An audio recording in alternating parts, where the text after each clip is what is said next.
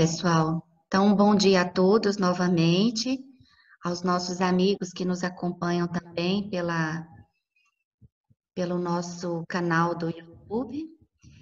E é com muita alegria que a gente participa hoje desta nova formação de grupo, né?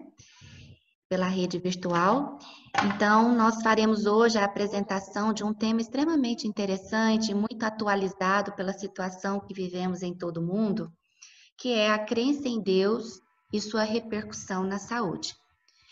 Olhando essa paisagem, né, a gente vê o quanto a divindade expressa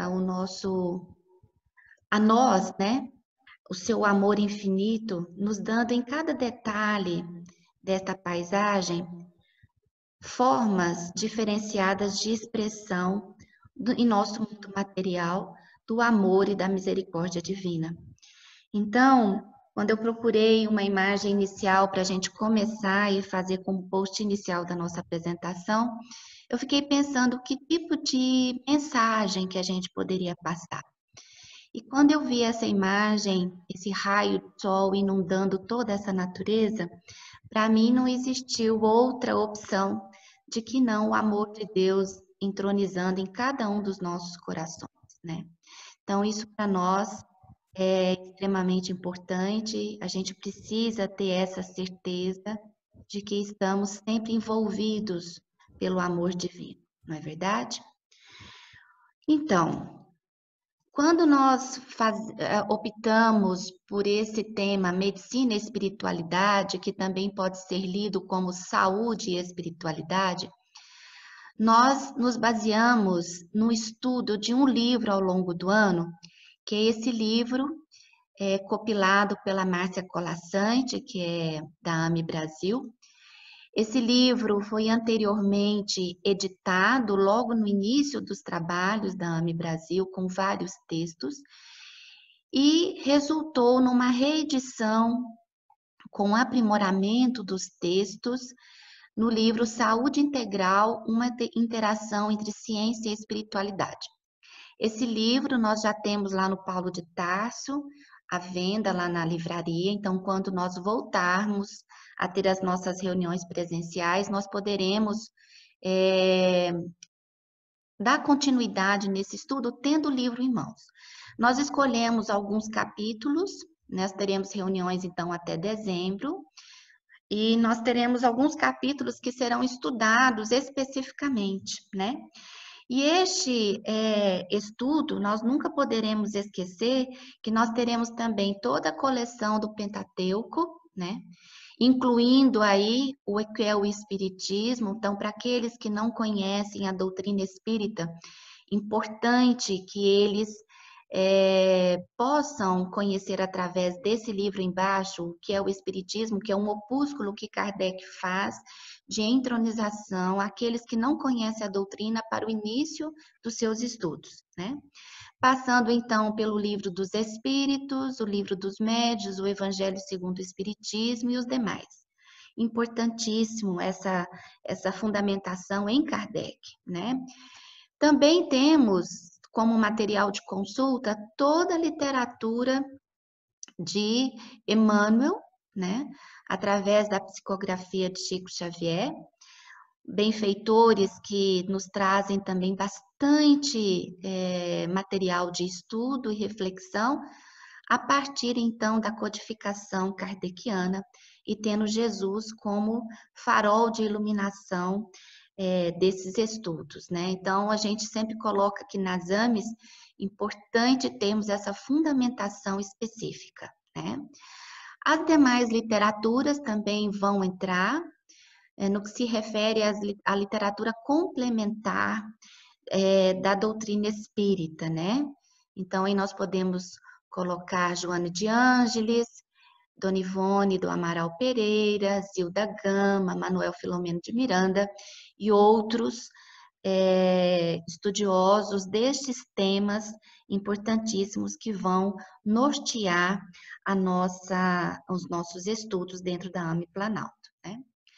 Muito bem, dando início então ao capítulo, né, da crença em Deus, nós precisamos fazer alguns apontamentos para que nós possamos avaliar o quanto nós precisamos ter finalidades e propósitos do que é acreditar em Deus, né? Então, como nós estamos vendo aí, a crença em Deus é tão antiga quanto a própria humanidade. Então, se nós formos lembrar dos livros, né, do Pentateuco, principalmente quando nós estamos falando a respeito da literatura, lá do Velho Testamento até agora, né? Então, nós vamos passar tanto pelo Antigo Testamento, as antigas Escrituras, chegando então no Novo Testamento, trazido então por Jesus.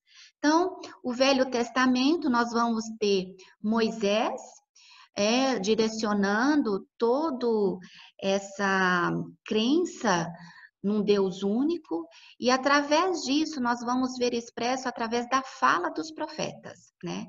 Que nós sabemos se tratar então da primeira revelação, mas levando-se em conta ao perfil cognitivo e moral daquele tempo, mesmo dentro de uma fala amorosa, nós tínhamos então naquela população para controle, né, alguns sentimentos de punição e ira, né?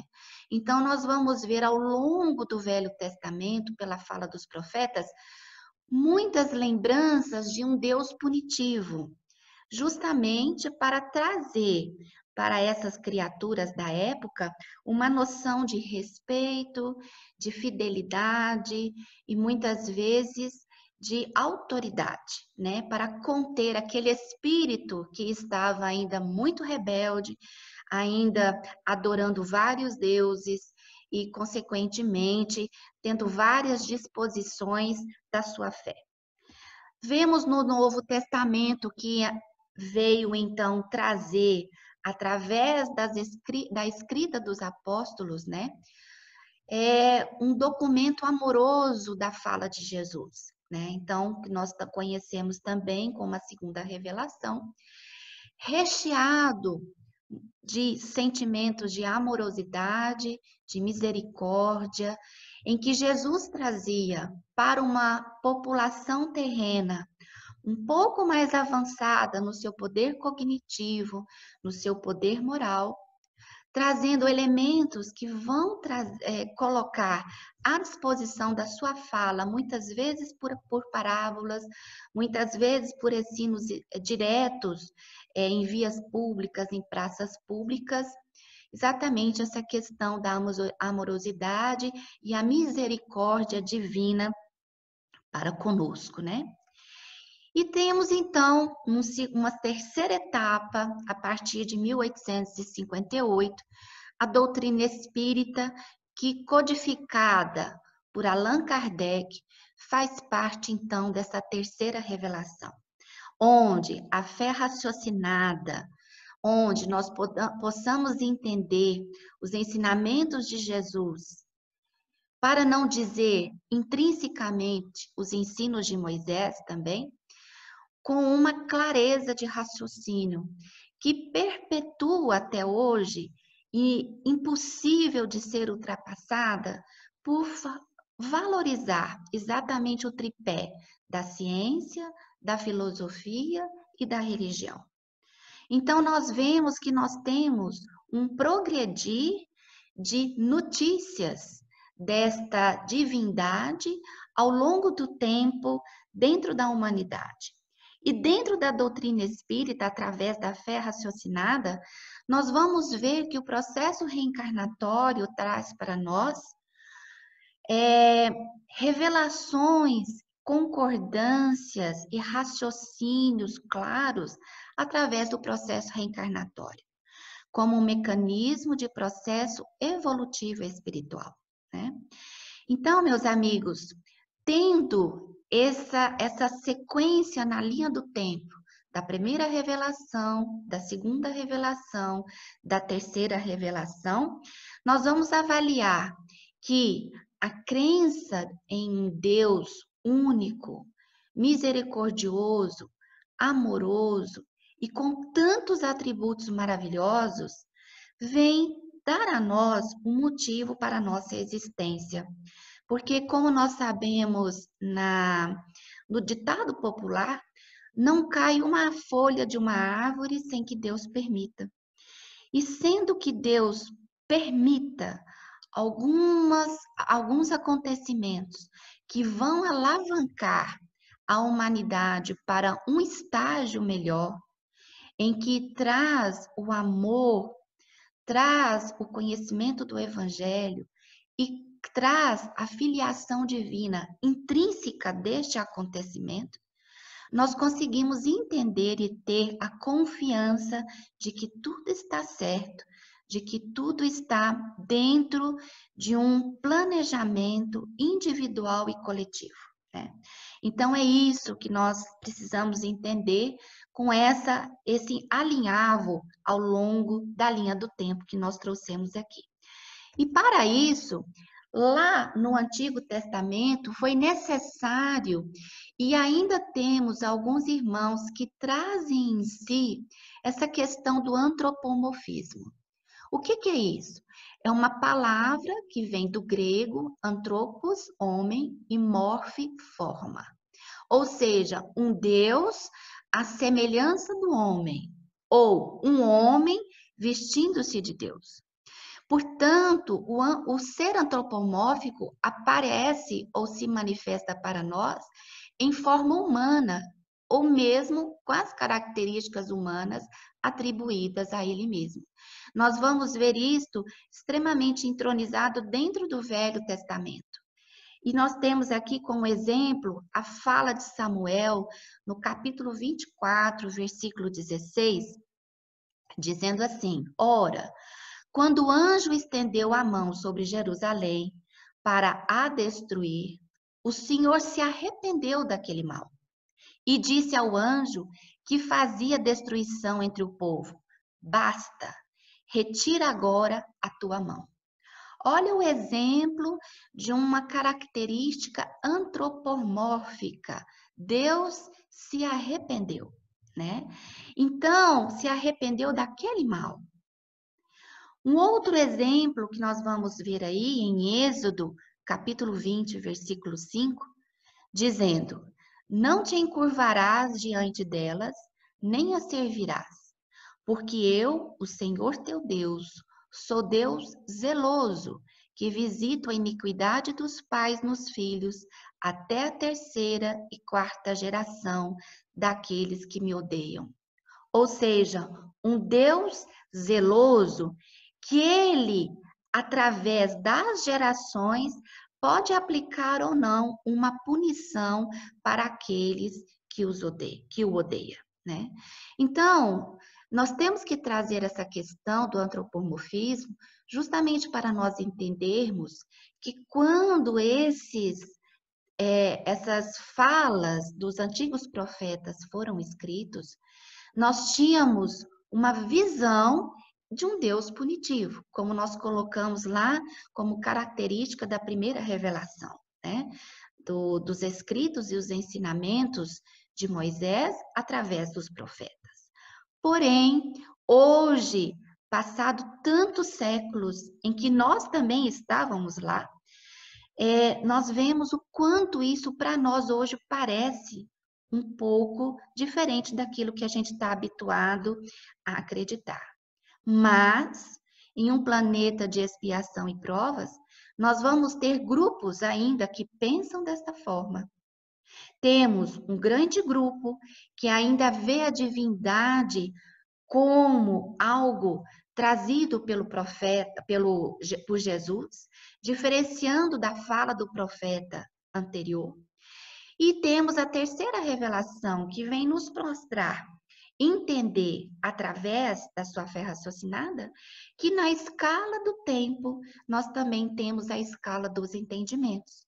Porque o espírito primitivo, aquele espírito ainda que precisa ter a mão de Deus regendo a sua vida, ou a mão de Deus sendo estendida para ele mesmo, faz parte de um processo evolutivo. Então, é importante que nós tenhamos esta visão, não é verdade? Muito bem. Falando então, dentro dessa visão amorosa trazida por Jesus, mas linkando com aquele ensinamento trazido por Moisés, dentro da fala da codificação espírita, nós vamos nos ater dentro de O Livro dos Espíritos, a característica da divindade, né? E isso começa lá na primeira pergunta do Livro dos Espíritos. Que é Deus? Kardec não perguntou o que é Deus e nem quem é Deus. Ele perguntou que é Deus.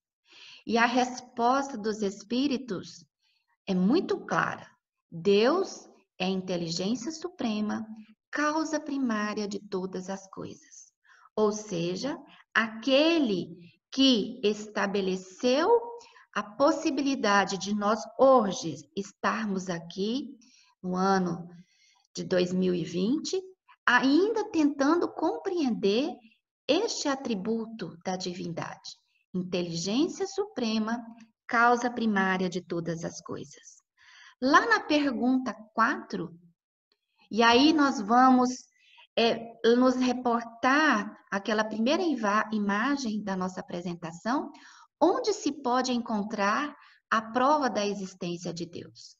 Olha como Kardec encadeia uma pergunta extremamente importante. Porque se ela é inteligência suprema e causa primária, como é que nós podemos encontrá-lo, a prova de que ele realmente existe? E os espíritos vêm colocando num axioma que aplicais às vossas ciências. Não há efeito sem causa.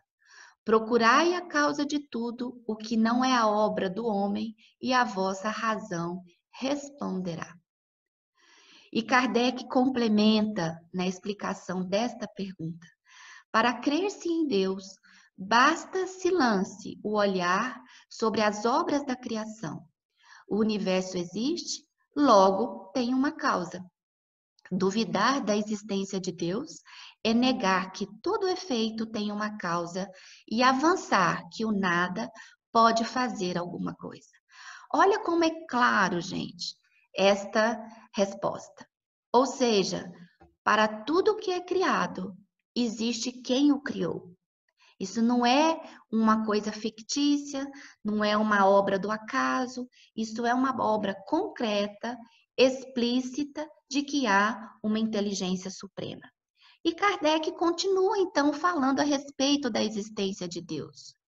Quando dizemos que Deus é eterno, infinito, imutável, imaterial, único, onipotente, soberanamente justo e bom, temos ideia completa dos seus atributos?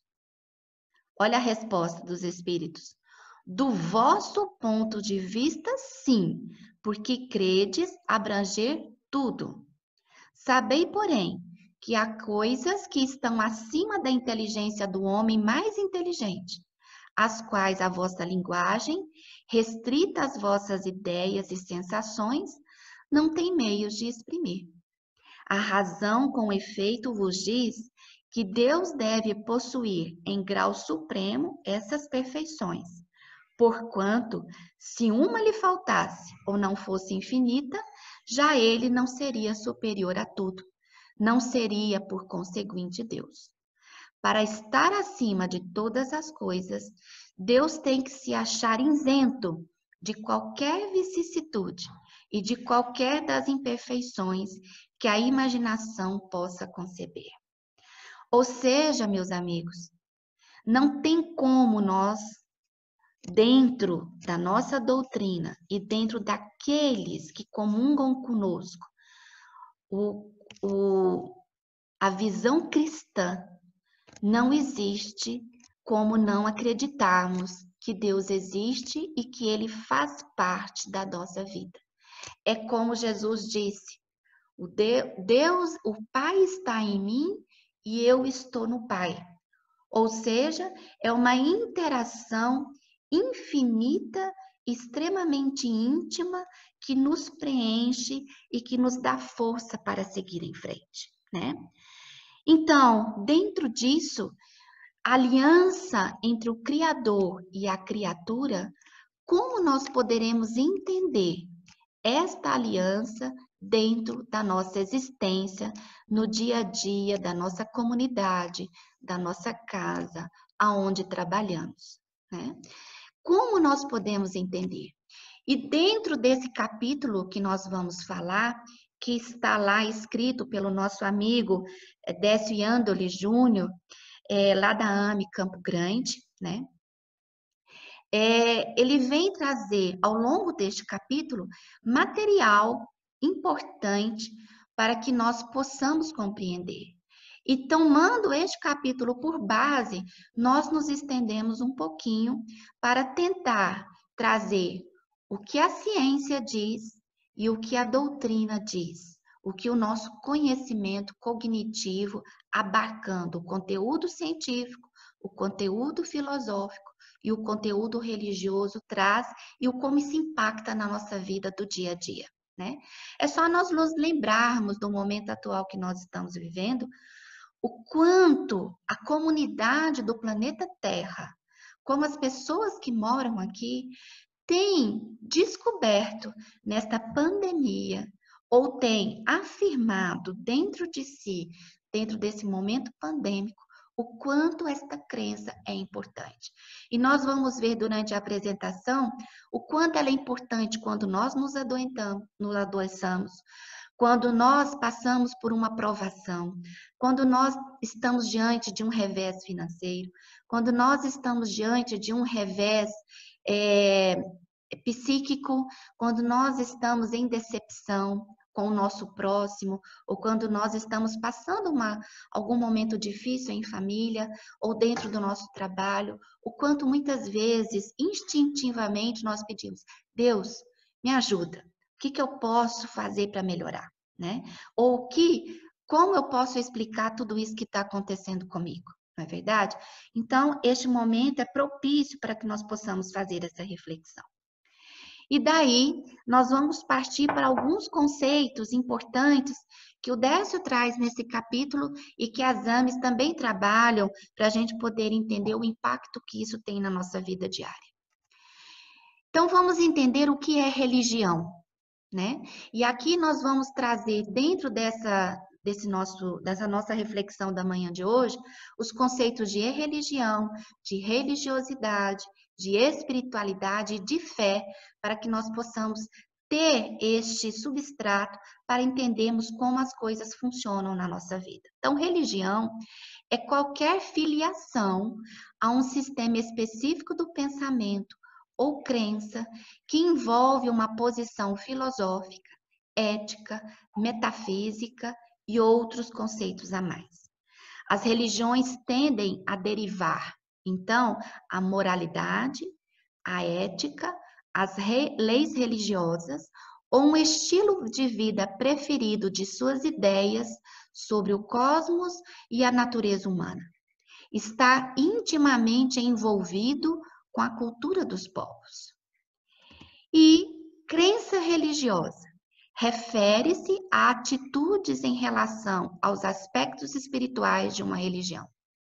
Ou seja, para que eu entenda a religião, eu preciso estar filiado a um sistema de crenças, a um sistema específico de pensamento que defende uma ideia, que defende um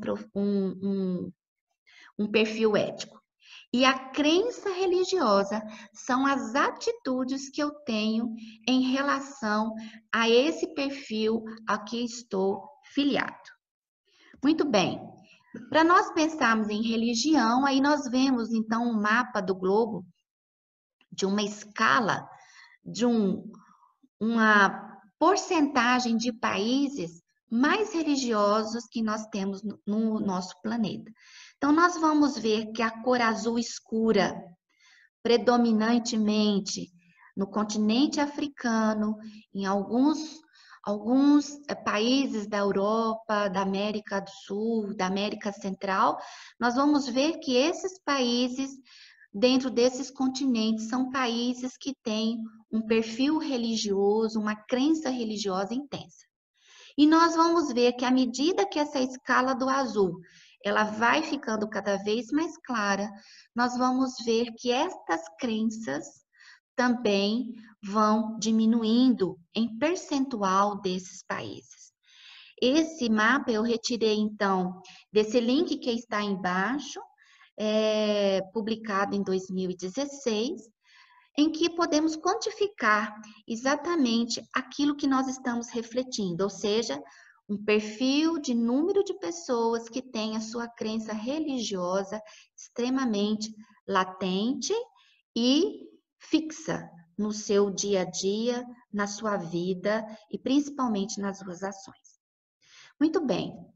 E aí nós continuamos com as definições importantes para nós podermos concluir e discutirmos lá na segunda parte da nossa reunião. Religiosidade, né? A religiosidade é o quanto um indivíduo acredita, segue e pratica uma religião. Essa questão da religiosidade, dentro da academia, dentro dos estudos científicos, começou lá em 1997, quando o Dr. Harold Koenig publicou o artigo desta escala religiosa, né, em que ele trabalha dentro do seu perfil de publicações científicas, ele vai trabalhar exatamente com uma escala que vai tentar medir em dados, em estudos epidemiológicos, o quanto a religião, a religiosidade interfere na vida dessa pessoa. Eu procurei esse trabalho na íntegra no PubMed, a publicação de 97, mas eu não encontrei. Mas esse perfil foi republicado e compartilhado novamente nessa revista Religions, né? Que foi publicado em 2010, exatamente esse trabalho feito por Dr. Harold Cohen na Universidade de Duke, lá na Carolina do Norte, na Virgínia. E nós vamos ver quais são esses 5 itens que são considerados para os estudos epidemiológicos de religiosidade, espiritualidade na população. Voltando ao nosso conceito, então, a religiosidade é o quanto o indivíduo acredita, segue e pratica uma religião. Ela pode ser organizacional e não organizacional. Organização é quando esse grupo religioso participa das atividades de uma igreja, de um templo religioso, ou seja, existe uma comunidade que, acreditando nos mesmos princípios, se reúnem e praticam a sua religiosidade. E não organizacional é quando eu não estou linkada diretamente com um grupo religioso, mas a gente vai ter as preces, os livros religiosos, os programas religiosos na TV, que participam aquela criatura que não vai ao templo religioso, condições para que ele manifeste a sua religiosidade, né? Então, isso é importante para a gente saber, porque dentro da nossa doutrina espírita, muitos de nós pertencemos exatamente ao grupo organizacional e ao não organizacional. Dentro das AMES, nós temos um grupo organizacional para efetivarmos a nossa religiosidade quando nós encontramos todos os sábados no período da manhã, como nós estamos fazendo hoje via virtual. Muito bem. Avaliando este trabalho do Dr. Harold Cohen, que é, dentro dos cientistas, ele é um médico psiquiatra lá da Universidade Duke, ele é um dos grandes, para não dizer o maior, estudioso enquanto a religiosidade impacta dentro de uma criatura. O quanto isso vai promover para ela um enfrentamento para que ela possa enfrentar melhor as condições adversas que elas vão ter que enfrentar durante o seu processo de adoecimento, né? Seja adoecimento psíquico, seja adoecimento orgânico, tá bom? Muito bem, vamos então esmiuçar esse trabalho. O Alexander, lá da Federal de Juiz de Fora, coordenador do NUPS, que é o Núcleo de Estudo e Pesquisa em Espiritualidade, ele publicou em 2008 a versão, então, em português né, desse índice de religiosidade, que são essas 5 perguntas. Então, olha que interessante. A primeira, com que frequência você vai a uma igreja, templo ou outro encontro religioso? Mais do que uma vez por semana, uma vez por semana, 2 a 3 vezes por mês, algumas vezes por ano, uma vez por ano ou menos, ou nunca, né? Muito bem. A segunda pergunta: com que frequência você dedica o seu tempo a atividades religiosas individuais, como preces, rezas, meditações, leitura da Bíblia ou de outros textos religiosos? Mais de uma vez ao dia? Mais de uma vez ao dia? Diariamente? 2 ou mais vezes por semana? Uma vez por semana? Poucas vezes por mês? Raramente ou nunca? Um terceiro questionamento que ele faz para essas pessoas que estão respondendo a esse questionário. Em minha vida, eu sinto a presença de Deus, do Espírito Santo? Totalmente verdade para mim? Em geral é verdade? Não estou certo? Em geral não é verdade? E não é verdade. Um quarto questionamento. As minhas crenças religiosas estão realmente por trás de toda a minha maneira de viver? Totalmente verdade para mim? Em geral é verdade? Não estou certo? Em geral não é verdade? E não é verdade. E a última pergunta. Eu me esforço muito para viver a minha religião em todos os aspectos da vida? Isso é totalmente verdade para mim? Em geral é verdade? Não estou certo? Em geral não é verdade? Não é verdade. Ou seja, gente, olha o quanto que isto abarca dentro de um levantamento epidemiológico, o quanto que se abarca essa esfera da espiritualidade, da religiosidade da criatura, né? E isso é pesquisa médica, né? Então, nós vamos vendo que a medicina vai avançando para um perfil, para um patamar que antes, pelo menos na minha época, enquanto eu fiz a faculdade de medicina, isso não era nem pensado. Alguns núcleos muito pequenos. Mas hoje eu vejo dentro da faculdade dos meus filhos que esse assunto religiosidade e espiritualidade, ele já tem matéria optativa dentro do curso de medicina. E muitas vezes a criatura que está ali naquele leito de hospital, internado de maneira crônica, ele precisa viver a sua religiosidade ou a sua espiritualidade para que ele possa ter um enfrentamento melhor a essas adversidades. Muito bem, seguindo em frente. O Dr. Gordon Allport, da Universidade de Harvard, que é um psicólogo, né? Ele também vai traduzir essa religiosidade descrito nesse livro, né? O indivíduo é a sua religião. Ele vai traduzir a religiosidade como extrínseca, quando aquela criatura está afiliada a um grupo religioso, que nós vimos aí no slide anterior, como organizacional, e a intrínseca como uma experiência espiritual, pessoal e internalizada, né? E o Dr. Gordon Allport, assim como Harold Koenig, eles tiveram um link, né, de compartilhamento de ideias, né? E isso promoveu, então, que essas pesquisas avançassem profundamente ao longo do mundo, né? E o Dr. Harold Koenig, ele compõe um estudo multicêntrico dentro de várias universidades espalhadas pelo mundo, o quanto esse impacto da religiosidade, ele é importante na vida das pessoas, não só as acamadas, mas principalmente aquelas também que passam por um adoecimento qualquer. Muito bem, definições importantes trazidas então pelo Dr. Koenig, né, neste livro publicado, né, a respeito da religião e saúde, né, espiritualidade. Então, aí ele vai um pouquinho mais além da religião e da religiosidade, da espiritualidade. O que é isso?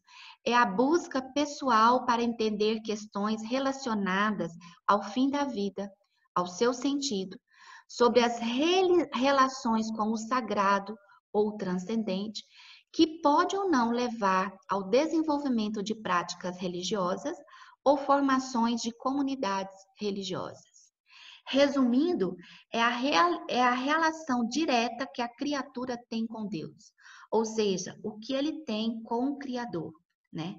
Ou seja, é uma busca intrínseca que não depende de religião, que não depende da religiosidade, mas que não tem nada que intermedie o processo íntimo da criatura e o seu diálogo com Deus.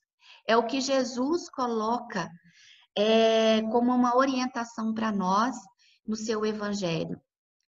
Se quiseres conversar com Deus, fecha o teu quarto, busca-te a sós e converse, né? De uma maneira bem prática da gente entender que isso foi colocado dentro do Evangelho de Jesus para que nós buscássemos essa relação com a divindade diretamente.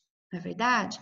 Então, olha lá como que a receita já estava no Evangelho há 2000 anos e nós ainda estamos passando essa receita rapidamente nas nossas vidas e não temos feito essa conexão. Muitos de nós temos essa dificuldade, né? Muito bem.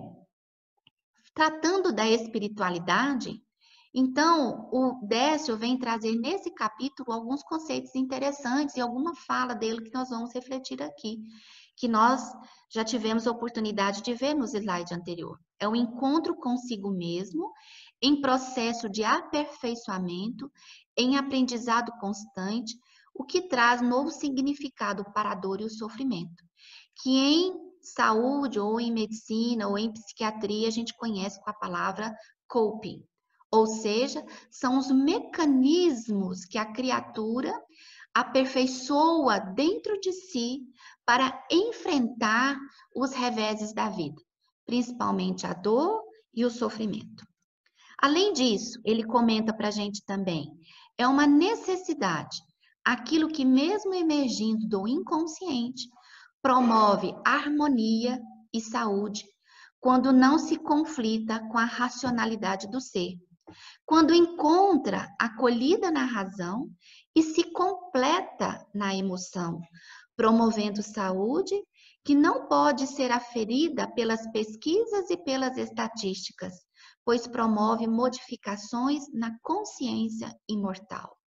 É o que a gente sempre fala, que entendamos com o raciocínio, mas metabolizando, promovendo um mecanismo de entendimento do raciocínio, nós manifestemos isso com o coração, com a emoção.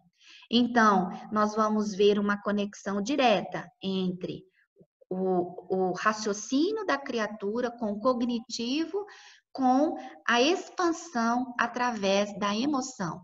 E essa expansão promove saúde ou não, não é verdade? Então, nós vamos ver numa gangorra um mecanismo de saúde e doença equilibrado e pendendo para o lado da saúde, quando nós temos essa espiritualidade ativa dentro do nosso ser e principalmente dentro das nossas relações diárias. E daí, esses dois livros que o Dr. Harold Koenig traz para a gente, já em português, quem quiser aprofundar no assunto tem essa possibilidade, Espiritualidade no Cuidado com o Paciente. Por quê, como, quando e o quê? E o livro Medicina, Religião e Saúde, o encontro da ciência e da espiritualidade. Caso alguém se interesse, nós podemos pedir para a Jo, do nosso Centro Espírita Paulo de Tarso, que possa encomendar para aqueles que estiverem disponíveis, para fazer esse estudo um pouco mais aprofundado. É uma linguagem extremamente fácil, não tem nada complicado, mas que promove para nós adentrarmos nesses conhecimentos para podermos estudarmos melhor, né? O que em 45, 50 minutos nós não vamos conseguir passar na sua totalidade. Mas o que traz de interessante é que no século XX, mais de 1.200 artigos científicos foram publicados em revistas indexadas.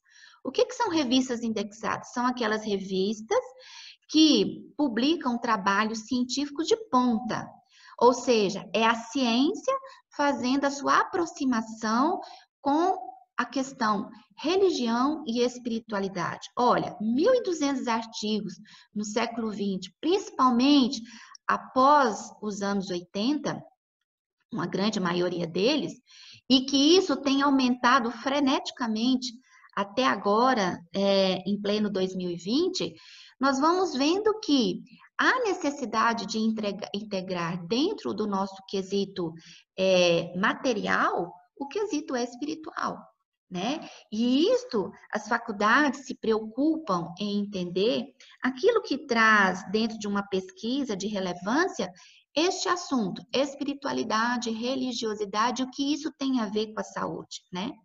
E os temas mais discutidos dentro dessas pesquisas são religião versus incidência de depressão e tempo de recuperação dos pacientes, religião como fator inversamente proporcional ao abuso de drogas e suicídio, como um fator protetor para que essas enfermidades psíquicas, né, e muitas vezes materiais, podem colaborar para o quanto o indivíduo possa se sentir protegido e principalmente minimizar o efeito do abuso de drogas e a ideação suicida. Os efeitos benéficos sobre as doenças cardiovasculares, sobre as doenças do tipo acidente vascular cerebral, os AVCs, o infarto agudo no miocárdio, os transtornos psíquicos, etc. E a gente tem visto muito na fala do Daniel, né, quando ele aborda, como ele fez na nossa reunião passada, trazendo a questão da fé, exatamente como isso funciona como um fator protetor para o indivíduo, né? Isso é importante que a gente tenha norteando as pesquisas, mas principalmente trazendo de um âmbito científico para o âmbito comunitário o efeito benéfico de se estudar religião, religiosidade, espiritualidade, fé, no quesito saúde, nessa questão da saúde barra doença, né?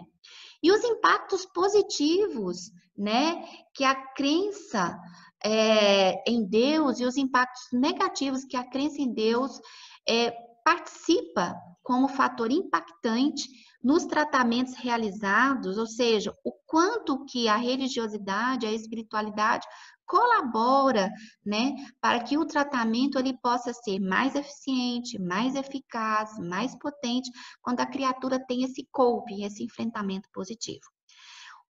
Os fatores, né, os impactos positivos são essa questão da religiosidade e espiritualidade. Ele dá sentido às dores e significado aos sofrimentos. Traz a esperança de recuperação na doença. Traz uma expectativa de vida após a morte, reduzindo o estresse emocional. Aumenta a capacidade de enfrentamento da dor de doentes e dos familiares. Ou seja, a criatura se sente fortalecida, com menos estresse, para poder enfrentar este revés do adoecimento. E o impacto negativo que ele vai trazer? Quando a criatura não entende que ela é responsável por si, quando ela é responsável pelos seus pensamentos, quando ela é responsável pelas suas ações, ela transfere essa responsabilidade à divindade, eximindo-se do esforço para manter e ou recuperar a saúde, que é o que o Koenig chamou da religiosidade extrínseca. Eu dependo de algo de fora para dentro que venha trazer a saúde. Ou seja, a medicação é importante, o tratamento físico é importante, mas mais importante é como eu reajo a isso. E quantas vezes nós já colocamos dentro das nossas exposições as pessoas que recebem um diagnóstico ruim, por exemplo, uma doença do câncer, e que muitas vezes aquilo ali impacta tão negativamente que a pessoa já se vê enfrentando aquela doença num curto período de tempo. Ou seja, ela não consegue ver que o tratamento pode ser eficaz, o tratamento é benéfico. Quando ela associa a sua religiosidade e a sua espiritualidade, isso pode aumentar e, consequentemente, vir a ser curada. né? Muitos de nós ainda recebemos esses diagnósticos e passamos de uma forma extremamente negativa e já colocamos que o tratamento não vai dar certo, eu tenho câncer, eu vou morrer, né? E a gente sabe que ninguém morre. Morre o corpo físico, mas a alma, o espírito é eterno. É necessário que aquilo ali passasse por aquilo para que o compartilhamento interno e o aprendizado interno se transferisse de uma maneira bem efetiva, não é verdade? Então, quando a gente coloca esses impactos positivos e negativos da crença em Deus, é justamente para a gente entender o quanto isso traz benefício e o quanto isso, não entendido de uma maneira plena, pode trazer a derrocada da criatura que está enfrentando um revés. E aqui nós estamos falando em todos os revés, mas especificamente no quesito adoecimento. E a fé, né, como o Daniel trouxe para a gente na exposição passada, e trazida então por Paulo em sua carta aos Hebreus, capítulo 11, versículo 1, a fé é acreditar em coisas que se esperam.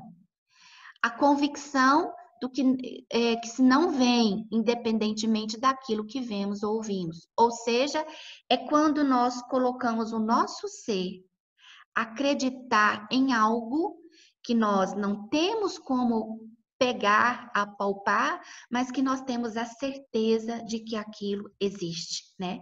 Então, é uma convicção íntima, é uma construção individual, ela pode ser estimulada, ela pode ser influenciada e exemplificada, mas ela não pode ser imposta.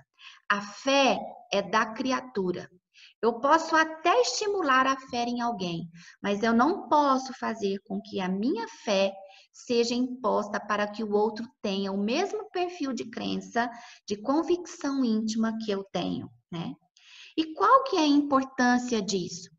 Quando eu tenho a fé intrínseca, quando eu tenho essa convicção, é possível que eu faça a minha transcendência, eu amplie a consciência para o indivíduo e para a coletividade.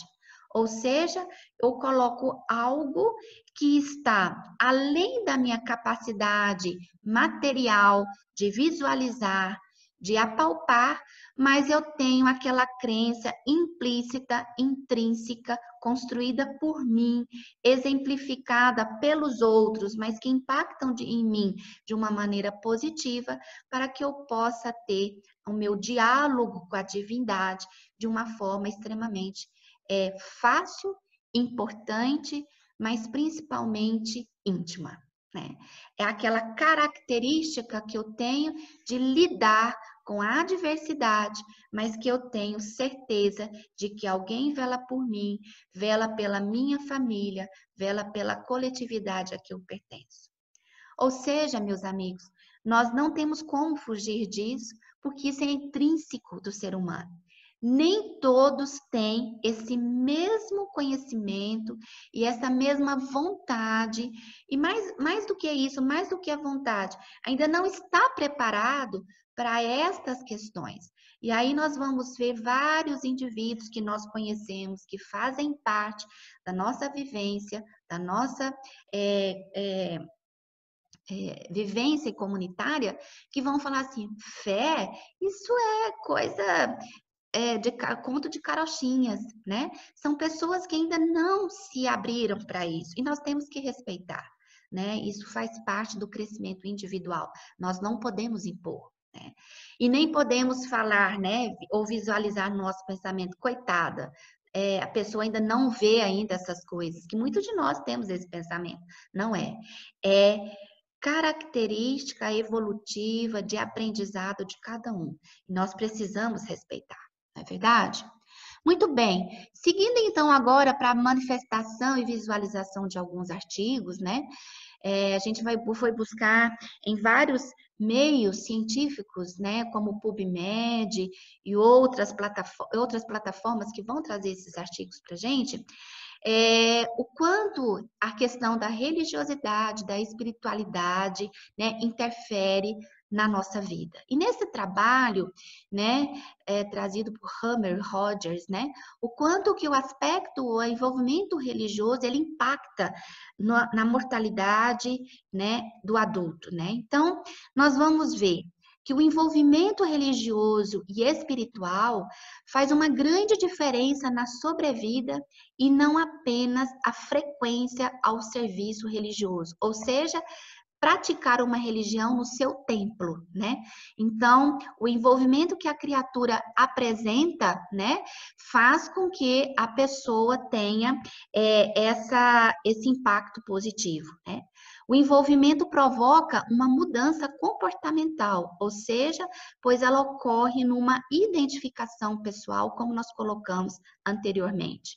E aí nós vamos ver e vamos ter tempo futuro aí em outras apresentações para discutirmos a psiconeuroendocrinologia, ou seja, o quanto esse envolvimento através da nossa psique vai interferir nos nossos sistemas neurológico, endócrino e imunológico, fortalecendo esse enfrentamento. Um outro trabalho que nós tivemos também oportunidade de ver, uma revisão da literatura, o efeito da religião e da espiritualidade na função cognitiva, uma revisão de literatura que foi trazida pelos doutores Shera Hosney, Ashkoff e o Dr. Mark Orimus, lá da Universidade de Waterloo, no Canadá, em Ontário. Então, eles fizeram uma revisão de artigos entre 1990 até 2016, onde eles promoveram um estudo comparativo de grupos. E nesse estudo, 82% desses estudos de 90 a 2016, nós tivemos uma associação positiva entre envolvimento religioso, espiritual e as funções cognitivas, sendo um fator protetor contra o declínio cognitivo em adultos da terceira idade. Ou seja, o quanto isso impactou positivamente quando eu tenho esse envolvimento religioso e de espiritualidade na função cognitiva dos idosos. Um outro trabalho que nós vamos ver feito no Instituto Dante Pazzanese, que é o Instituto de Cardiologia, lá em São Paulo, o impacto da espiritualidade na saúde física, trazido então pelo Dr. Hélio Pena e o Dr. Álvaro Azevo, né? O que ele vai trazer para a gente que essa religiosidade e essa espiritualidade impactando positivamente na saúde física foi evidenciado neste trabalho, né? Mas que, apesar de que não é um estudo ainda extremamente robusto, mas ele fez parte de uma plataforma básica para que outros trabalhos fossem desenvolvidos, né? Então, outro trabalho trazendo, então, a importância disso. A Liga Acadêmica, né, de Medicina, lá na Universidade Federal do Triângulo Mineiro, né, ele trouxe, então, publicado na Revista Brasileira da Educação Médica, a percepção dos estudantes de medicina e de outras áreas de saúde sobre as relações entre espiritualidade, religiosidade e saúde, né? Um trabalho também extremamente importante. Dentro da Sociedade Brasileira de Cardiologia, coordenado esses estudos pelo Dr. Álvaro Azevedo, né? No grupo de estudos em espiritualidade e medicina cardiovascular, nós vamos ver como tem projetos de pesquisa que vocês estão vendo aí dentro da cardiologia, relacionados com a questão da espiritualidade e com a questão da religiosidade, dentro dos enfrentamentos de doenças como hipertensão arterial, fibrilação arterial, as doenças arteriais coronarianas, né? Os acidentes vasculares cerebrais, promovendo, então, várias frentes de pesquisa, trazendo este tema que nós estamos trazendo para vocês hoje, né? Uma outra revisão de artigo, né, trazido, então, pela doutora Megan, o doutor Phillips, né, realizado na Austrália. O objetivo desse trabalho foi avaliar a relação dos médicos a respeito da religiosidade e espiritualidade dos pacientes. e vai concluir o que todos nós já sabemos. A grande maioria dos médicos tem dificuldade de entronizar este assunto dentro de um consultório. E recentemente nós vimos que a Sociedade Brasileira de Cardiologia colocou que é importante que seja aferido no seu paciente o quanto que a criatura consegue seguir em frente, tendo a espiritualidade e a sua religiosidade a seu favor, né? Ou seja, a necessidade espiritual do paciente, ela já é bem definida, mas a equipe que cuida deste paciente tem dificuldade de fazer esse enfrentamento com o paciente, né? E aí nós trazemos, então, já caminhando para o final, um pensamento de Emmanuel, né? Que ele vai trazer para a gente o seguinte, no livro Pensamento e Vida, no capítulo Enfermidade. Ninguém poderá dizer que toda enfermidade, a rigor, esteja vinculado aos processos de elaboração da vida mental. Mas todos podemos garantir que os processos de elaboração da vida mental guardam positiva influenciação sobre todas as doenças. Há moléstias que têm, sem dúvida, função preponderante nos serviços de purificação do espírito, surgindo com a criatura no berço ou seguindo-a por anos a fio na direção do túmulo. O que Emmanuel está querendo dizer não que as nossas doenças que nós vamos enfrentar no dia a dia, isso seja uma questão fatalista. Ou seja, na minha programação reencarnatória, eu teria que passar por determinado perfil de adoecimento.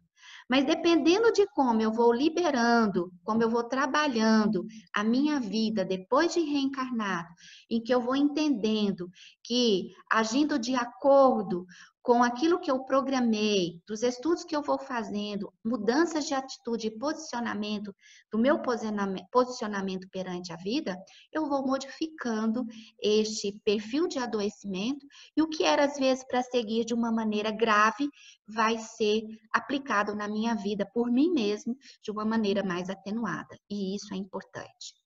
E afinal, o que então promove a saúde em nós? A fé?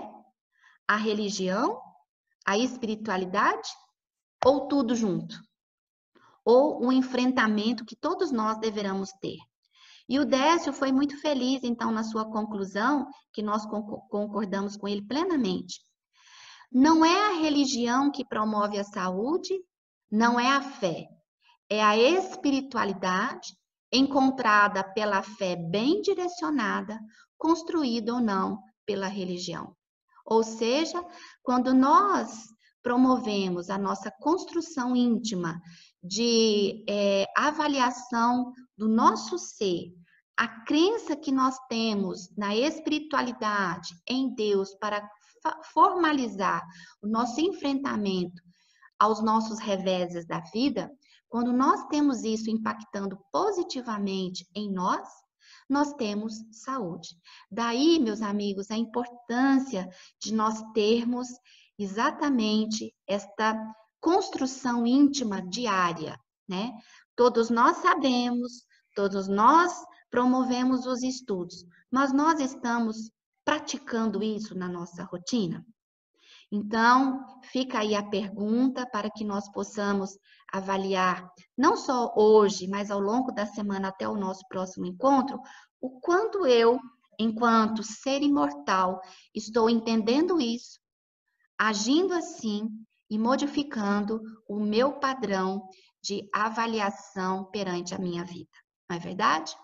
Então, que Jesus possa nos abençoar, que Ele possa nos fortalecer, que a nossa crença na espiritualidade maior, em Deus, em Jesus, o nosso governador planetário, que está conosco na nossa vida, dia a dia, minuto a minuto, que nós possamos mover nosso ambiente mental, a nossa casa mental, no entendimento do quanto nós somos coparticipantes para a manutenção da nossa saúde psíquica e corpórea, enfrentando as dificuldades.